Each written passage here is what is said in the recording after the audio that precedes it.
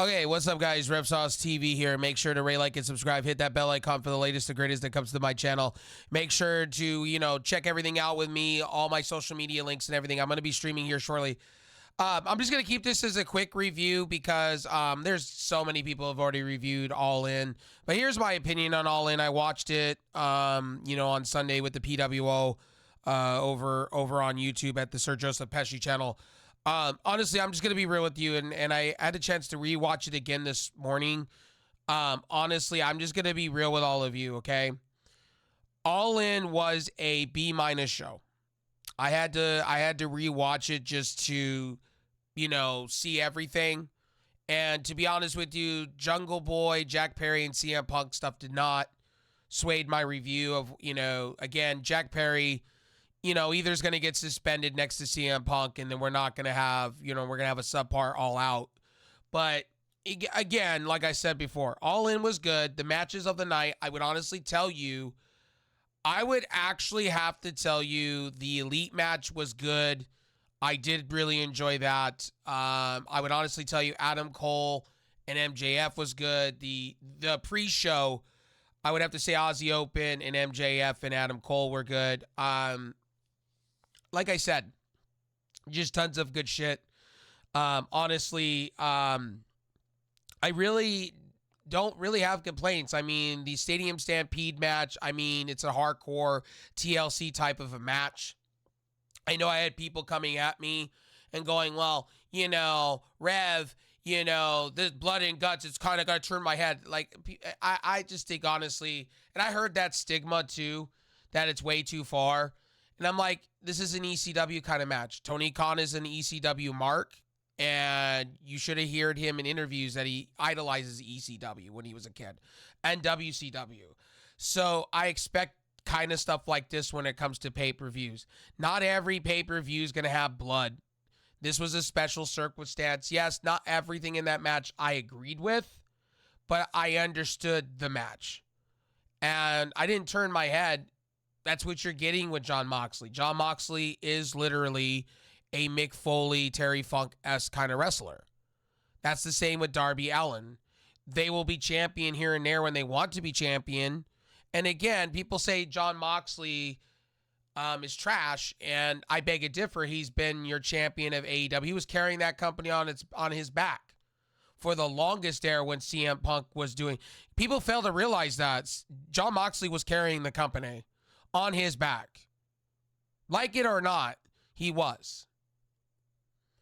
So Jon Moxley has a right to do these hardcore matches. And yeah, Orange Cassidy should have been in his own match.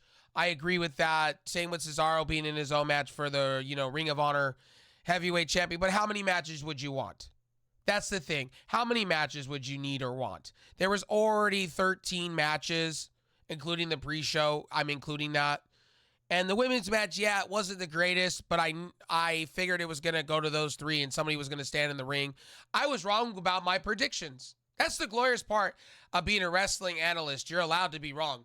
I guess I took Skip Bayless type predictions and I was wrong. So, I was a clown. I'll admit. I thought Goldberg was going to be here. Edge was going to be here. I really thought there was going to be a lot going on. And boy, I was wrong. Again, I was wrong. I was right about one thing. Mercedes Moné was in the building. She was standing there all night long. They kept panning to her. They kept showing her. Again, like I said, is she joining All Elite or not joining All Elite? We're going to see in the next couple of months. Again, Adam Cole, again, that match was good.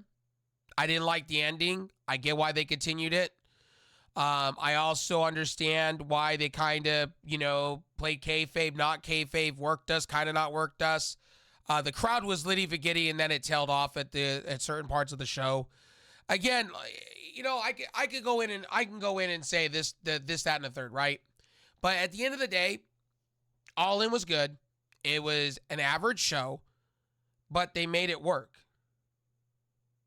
It was an average show that they made work. And I'm not going to complain about that. They did sell the tickets and some that they needed to. I would like to see AEW do it again. They're going to do it again next year. They announced with Wrestle Dream and the other things at the Media Scrum.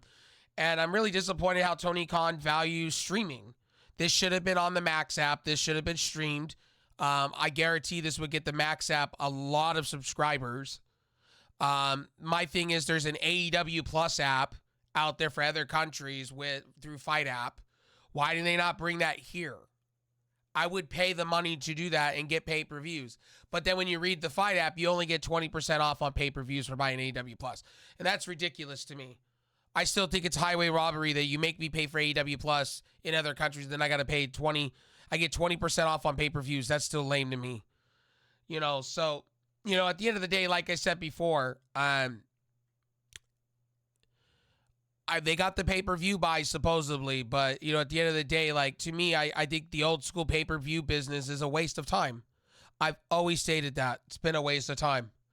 I don't have any really dumpster fires of the night, really. The coffin match, okay, to a certain extent, but Sting still got it, man. Sting can still entertain. I don't know why Sting's talking about retiring. He's still got a lot to give. And I could totally seeing him win some type of championship mid-card or not. Like Sting's not the Sting that we remember him to be, but I wish they would turn him Joker Sting on television and let him have a run with the TNT belt or the International Championship. I would like to see that.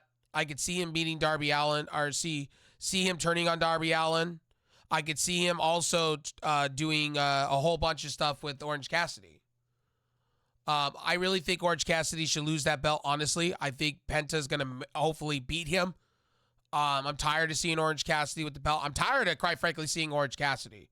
I like him, but too much of him. And these fruit roll-up, Gordita crunch rolls, I'm sick of it.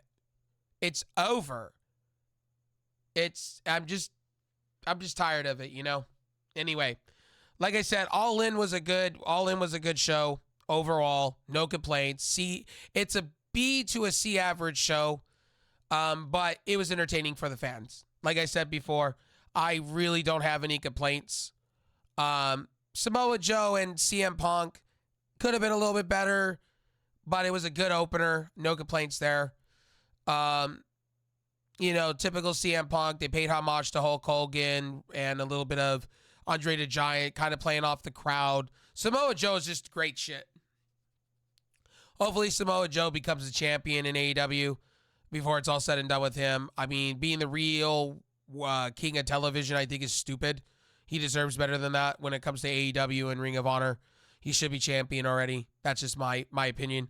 Anyway, purely my opinion. The show gets a solid 7.75. C to a B minus average. At the end of the day, I enjoyed it. I liked it. I watched it twice. Stadium Stampede did not bother me. The people I was watching it with did not like it at all. People thought it was too far.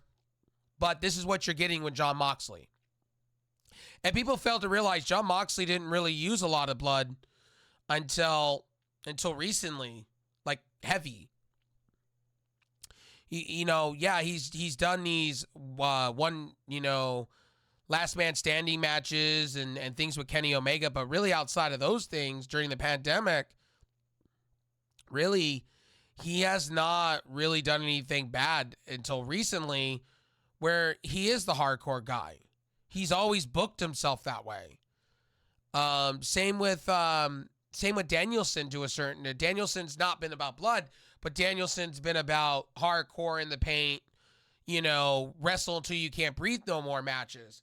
So again, like I said before, you get what you get with Danielson, and you get what you get. Like, yeah, Danielson, is he supposed to be doing all these hardcore things? And people were saying uncontested chair shots. Look, I had a chance to watch it back. You could see them putting their hands up for each chair shot. Okay, or going like that and tucking their head in. You're not going to get hurt by tucking it in. They were getting hit in the shoulder. I think some of my friends need to go watch it back, because a lot of the times the chair shots were protected. And you have to go watch it. I wasn't really paying attention a lot because I was interacting with the PWO community, Pesci's community. But when I watched it back for the second time and I had a chance to put it on my big screen, I had to pause some of it and slow it down. A lot of times they were putting their hands up.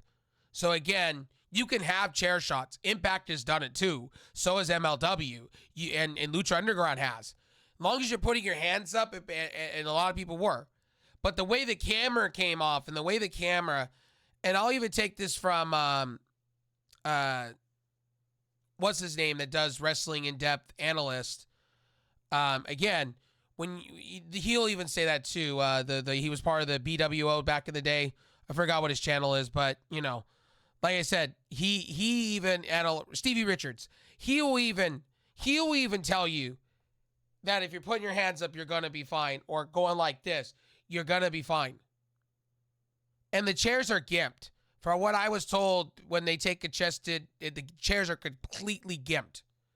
It's like getting hit by a Reynolds wrap, technically, or close enough. You're not gonna get hurt that bad.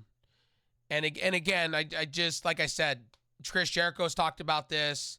I believe Christopher Daniels has come out.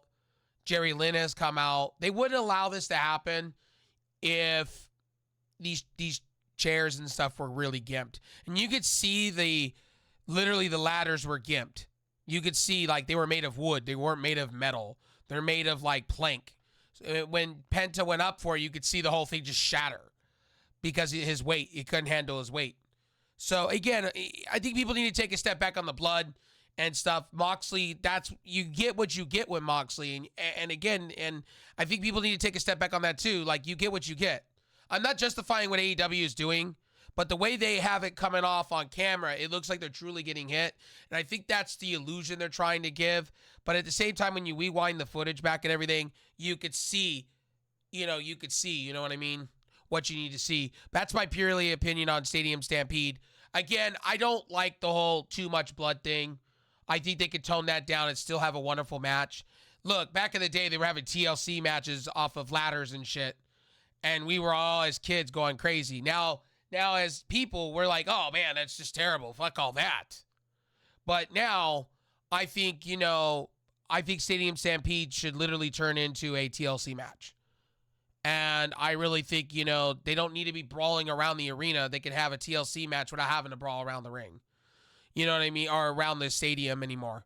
Again, and like I said before, I'm going to keep saying this all day long, and I'm going to say it till I'm blue in the face. I didn't see anything wrong about it. I didn't. I don't know what people were so like, yeah, okay, sticks in the head, but that's been done in big arenas in New Japan and DTW and in Japan. They do it all the time in Japan. And they do it all the time. They do it all the time in GCW and whatnot. And people are going to tell me, well, this mud show match, blah, blah, blah, but this happens in Japan all the time. Go watch Japan hardcore matches and come back and talk to me. This happens all, and Tony Khan is a mark for New Japan / Japanese wrestling. This happens every day. Things that Jon Moxley is doing is what they do in Japan all the time. And here in America, we're so sensitized to a lot of things, honestly. Blood, we are, because we've not seen it for a very long time. And again, we saw it in Lucha Underground to an extent. Like, we need to rewind the tapes and go back to 2017, 2015, where in Lucha Underground, they were hitting each other with light bulbs and things like that and going off the top, almost killing Rey Fenix. Come on now. People need to go back and realize there's been mud shows before. Impact has done it tons of times now. And don't give me their small promotions. Nobody watches them. Get out of here with that. Millions of people are watching Lucha Underground.